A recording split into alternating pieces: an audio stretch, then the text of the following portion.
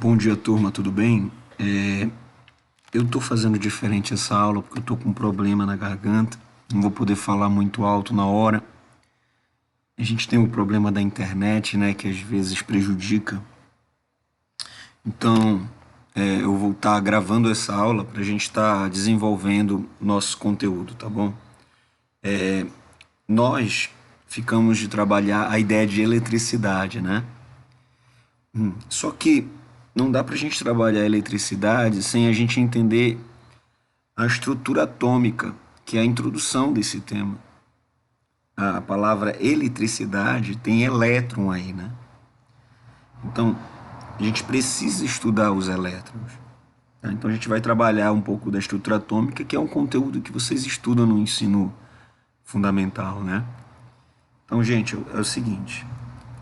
Peraí que deu problema aqui na passagem, né? Só um instante. Pronto.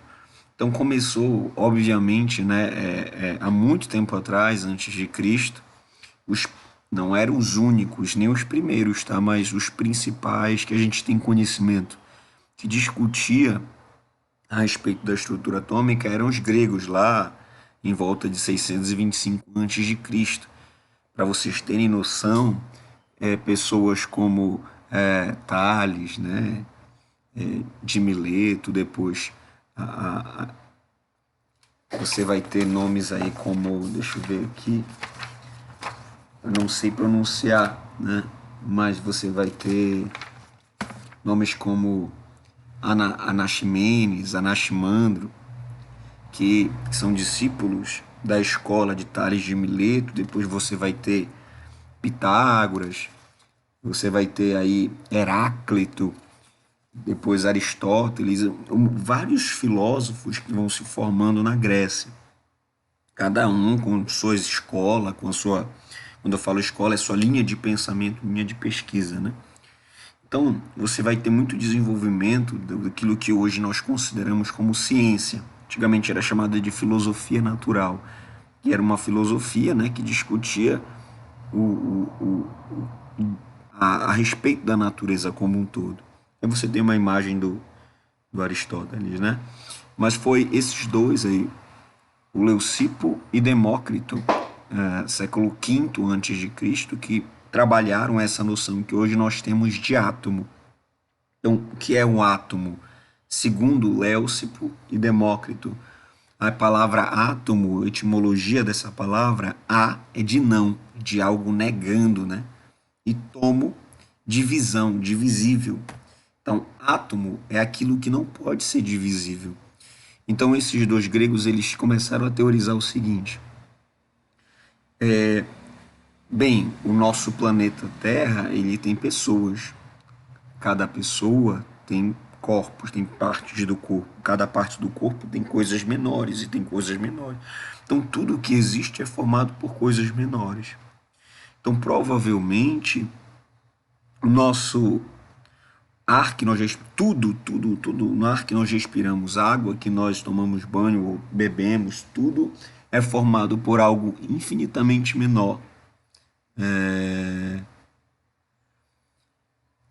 Então, vai chegar um momento em que, se você pegar as menores partículas, as menores coisas que existem, você, por exemplo, pegar um livro e cortá-lo de dois em dois, vai chegar um momento em que você vai cortar tanto de dois em dois que você não vai mais conseguir cortar ele.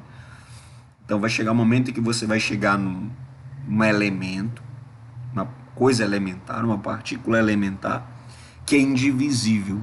Daí que surge o nome de átomo. Porque para eles, o átomo era a menor coisa, impossível de ser dividido. A gente percebe que não foi bem isso, né? Porque em 1803, século XIX, esse camarada Dalton, que inclusive é daí que surgiu o nome de daltônico, né? Porque ele tinha esse problema, essa doença, né? Então ele não via as coisas nas cores que geralmente se vê.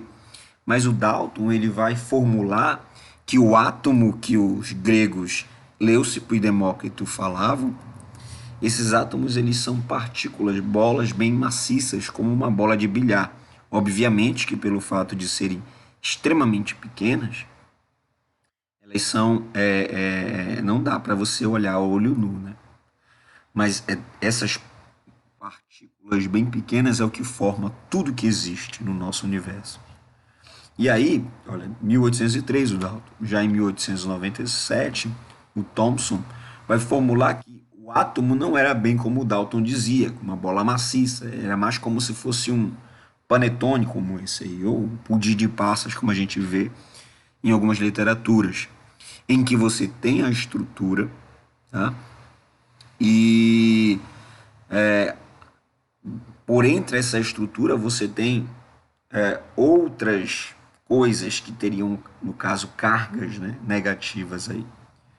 Então, as passas seriam as cargas negativas e o pudim como um todo seria as positivas, né? Então você tem essa estrutura. Veja que é bem diferente da ideia do,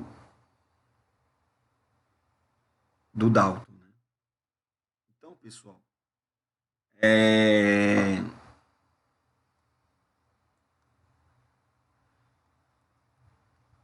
então aqui você tem o Thomson. Peraí, só estou mandando aqui um recado aqui, tá? Então você percebe que você vai ter mudanças na visão de como é esse átomo.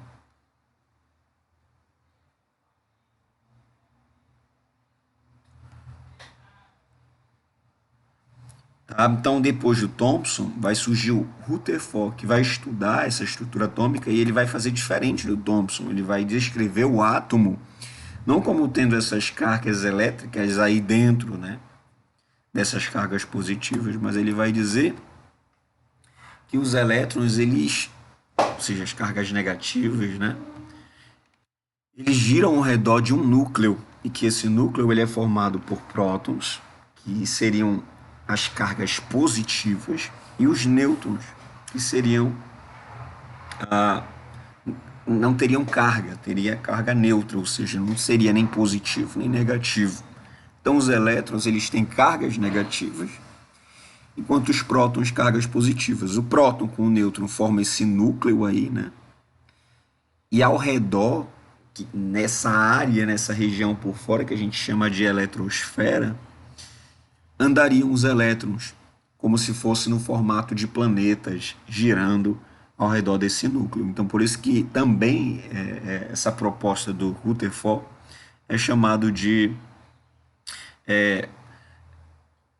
estrutura atômica como se fosse baseado no sistema planetário, tá? Porque você tem os elétrons fazendo esse formato e geralmente essa é a estrutura atômica mais conhecida por nós. Nós sabemos que atualmente não se vê mais o átomo dessa forma, mas foi muito importante essa descrição, porque olha a diferença do Rutherford para, por exemplo, o Dalton, né? O Dalton ele tinha essa visão de uma bola de bilhar. Mas o que você percebe que o Rutherford ele vai descrevendo o átomo e vai demonstrando que tem próton, que tem nêutron, que tem um elétron girando ao redor desse núcleo formado por próton e nêutron. Ou seja, o átomo ele não era tanto assim como Leucipo e Demócrito afirmavam, como se fosse algo indivisível, que não existisse algo menor. Ou seja, você percebe que na própria estrutura do átomo você tem coisas elementares. Você tem próton, nêutron, elétron, coisas que são menores, que o conjunto dessas coisas formam os átomos. Né? Para vocês terem noção, os átomos seriam aquilo que forma toda a estrutura atômica, tá?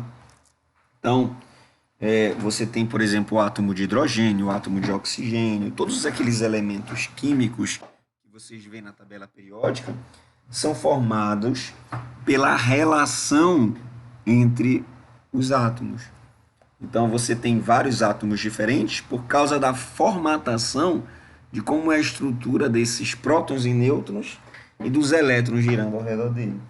Então você observa que há muita diferença entre os elementos, simplesmente por causa de como está estruturado esses elementos menores aí, tá bom?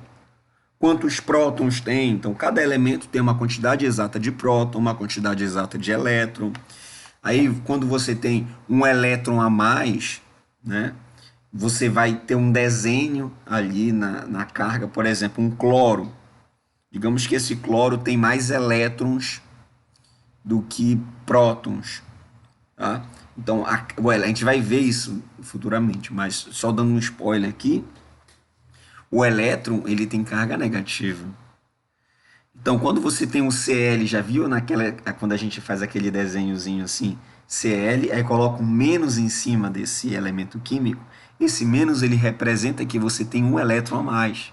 Agora, se fosse, por exemplo, vamos inventar aqui um elemento, vamos colocar aqui, por exemplo, um elemento X, vamos colocar um X.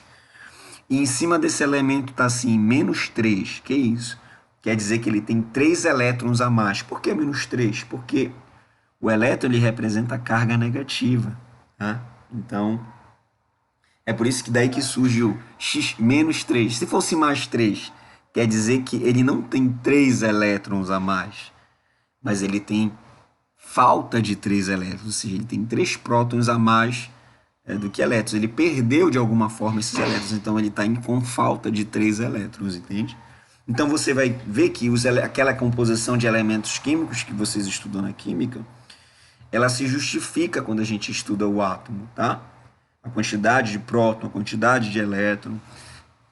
Nós vamos ver isso de maneira mais pontual. O importante aqui é vocês compreenderem como essa estrutura atômica ela vai mudando no decorrer do tempo, tá bom? Depois surge em 1913 um camarada chamado Niels Bohr. E Niels Bohr ele vai propor uma estrutura atômica diferente do Rutherford, porque o Rutherford ele vai ter esse sistema como se fosse planetas, né? Você vê que os elétrons eles estão muito afastados, né?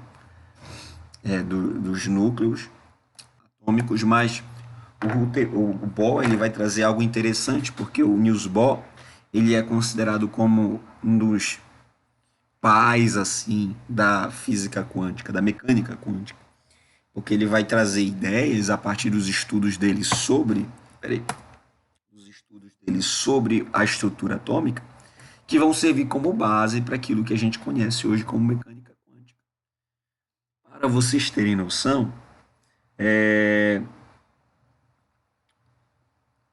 observem essas trajetórias ao redor desse núcleo aí vermelho. Tem um núcleo vermelho, tá?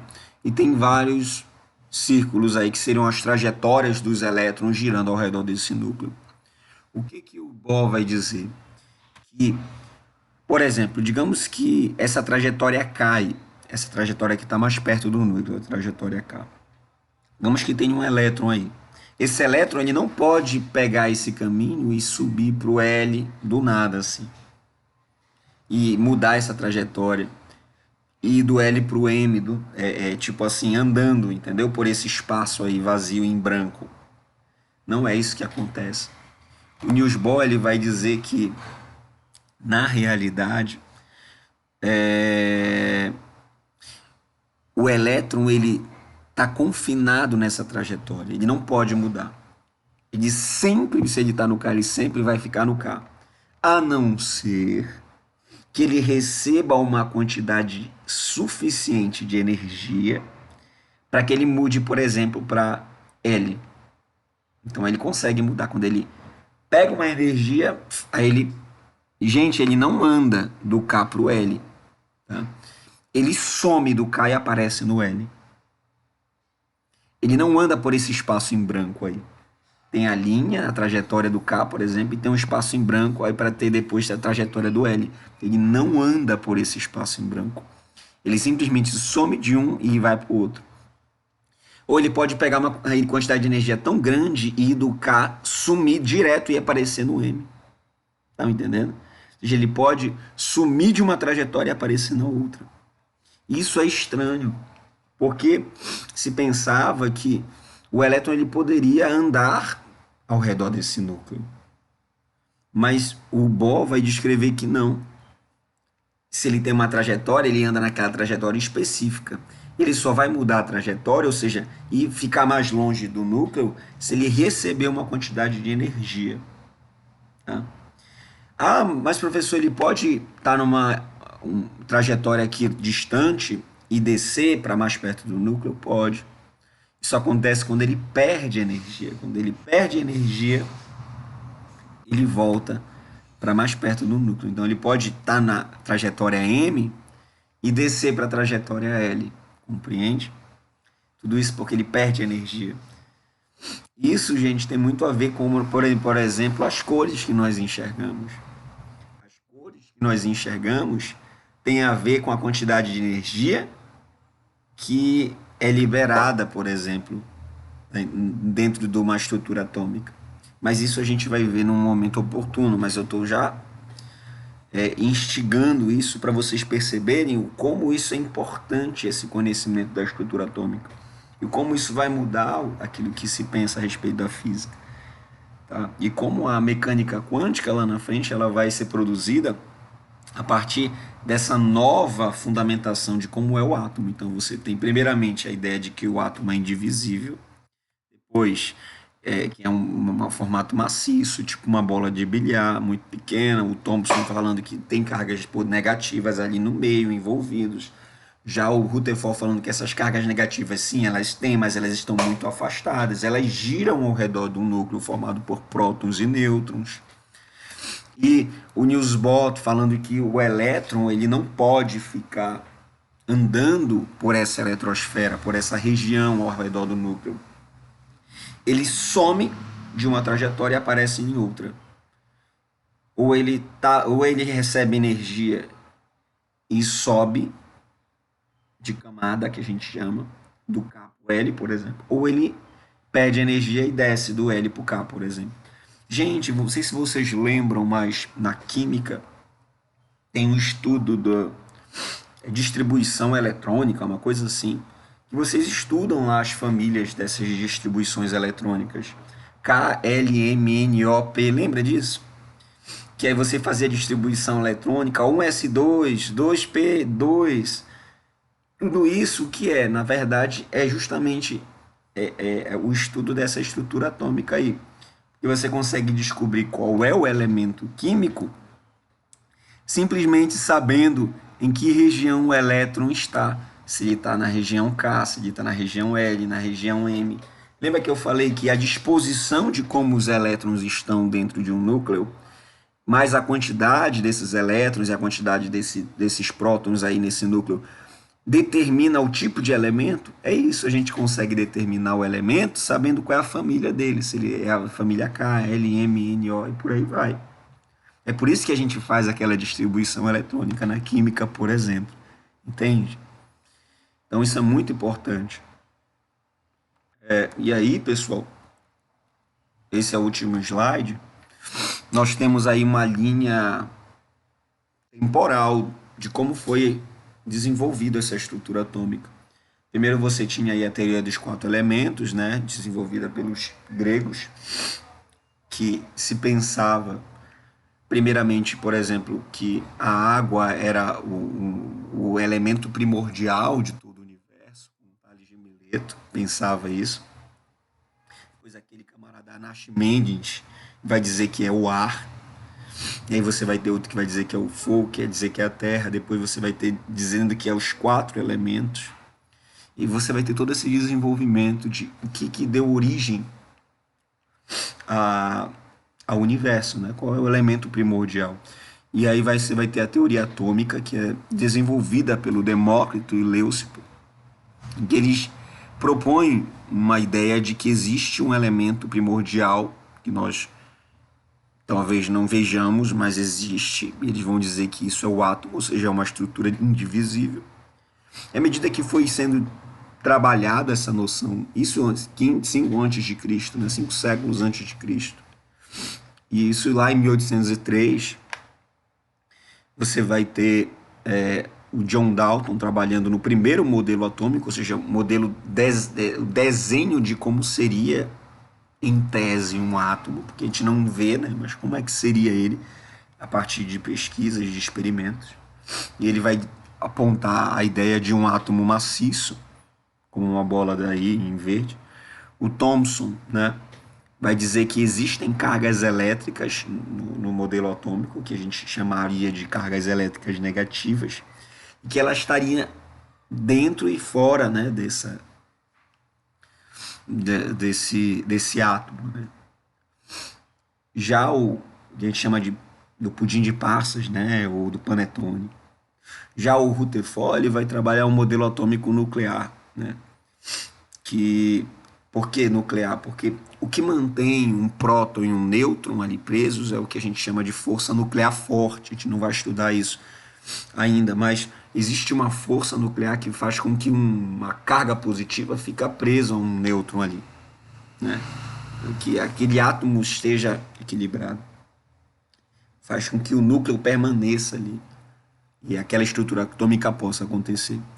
Mas ele vai dizer que é como se fossem planetas que os elétrons giram ao redor desse núcleo. Então, você tem os prótons e os nêutrons. Os prótons têm cargas positivas, os nêutrons não têm carga, e os elétrons andando nessa região aí que a gente chama de eletrosfera, em formatos distintos. Aí. O Bohr vai dizer que a trajetória desses elétrons é por camadas. Que aí K, L, M, N, O, cada camada, cada região, cada família, né? E que quanto mais energia ele recebe, mais ele salta. A gente chama isso de salto quântico. Por que quântico? Porque ele não assume outras regiões, ele só está numa trajetória, ele assume a outra, ele some de um e aparece na outra. A gente vai ver que essa é a base da quântica, é por isso que tem esse nome de salto quântico. Mas você percebe que à medida que um elétron recebe uma quantidade de energia, ele vai de uma camada para uma acima, ou quando ele perde energia, ele desce de uma camada para mais baixa, entendeu?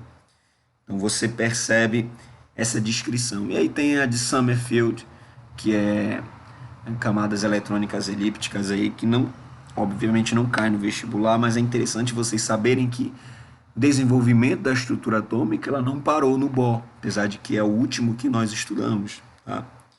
Mas ela continua. Então, pessoal, eu quero que vocês prestem atenção no seguinte. Por que esse desenvolvimento da estrutura atômica é tão importante para se trabalhar a ideia de eletricidade?